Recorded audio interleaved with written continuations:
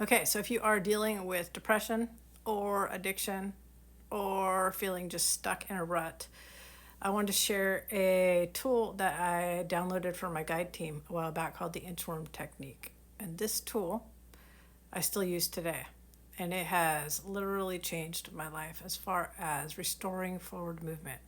Now, this can be utilized for somebody who is severely dealing with clinical depression, addiction, like I said, all the things. Now, the way that it works is it's a combination of using reverse psychology and extremely small steps, so small that it's like micro steps. And so I'm going to give you a scenario. Now, I'm going to do this for like somebody who's dealing with severe chronic depression, because that's what I was dealing with at the time. I was in bed all day long. I wasn't leaving the house. It was hard for me to get up and take a shower. I was dealing with addiction too, but the depression was real, and this got me through it. Got me through the addiction as well. So basically, I'm going to use this sort of extreme situation, and then you can use it for whatever level you're at. Even if it's just like, I can't get myself to, I got to pack my house and move tomorrow and I can't get myself to do it. Okay, so now they say that the bubble of doing something exists within the first, like not wanting to do something exists within the first 5 minutes, 10 minutes, the first little part of that bubble. So if you can get yourself through that little bubble, you gain momentum and then you're able to move forward. So say you're like I was, stuck in bed, can't get up, other than to go to the bathroom and brush my teeth. And so what I would do would be, so step 1, completely forgive yourself and erase all of the guilt. This is an actual tactic that we have to implement, because guilt is a program that is made to keep us in self-loathing and actually drains us more than it helps. We think we were programmed to think that guilt was something, a penance we had to pay in order to pay for what it is that we've done. But really, forgiving yourself and cleaning the slate as a tool helps to give you your energy back. So I started utilizing that tool and meaning it. Like, nope, I know that if I clean my slate and I release the guilt and let it go, that's going to give me more energy to do what I already know it is I need to do. So step 1, cleaning the guilt of the day before, what you didn't do, what you did do that you didn't want to do, whatever it is. Then using extremely small steps mixed with reverse psychology. So I'd be like, okay, all you have to do right now is sit up in bed. Such a small step that you know you can do it in the state that you're at. It'll be easy for you to do. Sitting up in bed, I had to start that small because that's how bad it was, right? But those small steps are doable, and it makes it so that you can restore forward movement. So all I have to do is sit up in bed. Okay, now this is where the reverse psychology comes in.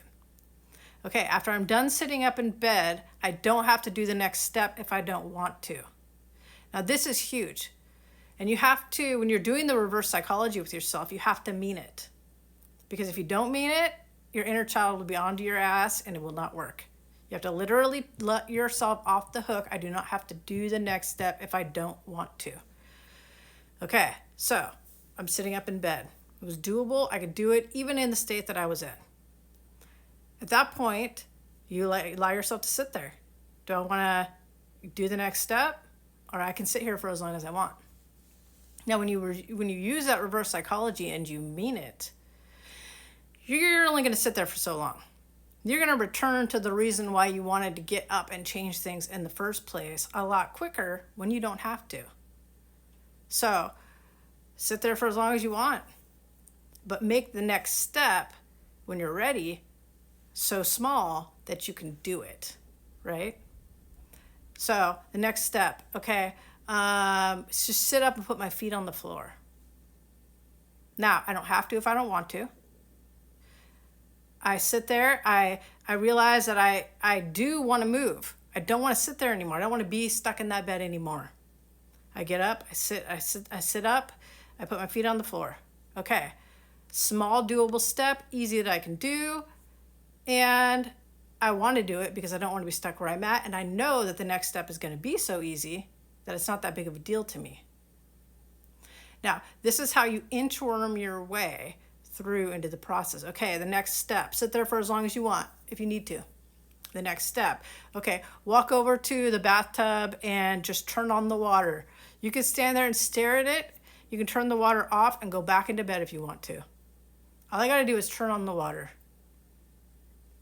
Okay, do the thing. Stay for as long as you want. Okay, now just get in. You don't even have to wash a damn thing. Just get in. You know what I mean? So step by step, you're getting past that first bubble of resistance. And then once you're doing something and you're in it, most of the time, you will just naturally get in the flow. You'll finish it because you know you don't have to. And you're already in that flow and you're past that first initial bubble of resistance. This changed my life and helped me out. Literally, that alone technique helped me out of depression and addiction. I did the same thing when I quit drinking. I've been clean and sober for over 8 years now. But back in the day, I drank whole fifth of tequila a day. So those were dark times. But I did the same thing. I used the inchworm technique. And I basically was like, okay, quit for one day. If you want to go back, you can. Small steps. Reverse psychology. I did a day, and then I did 2 days, and I did 3 days once, and I went back and drank. Zero guilt, erased the guilt. That was huge, huge, huge, huge. I have to erase the guilt. Then, I just kept incrementing. Okay, I'm going to go a week this time. And I was building my quitting muscles.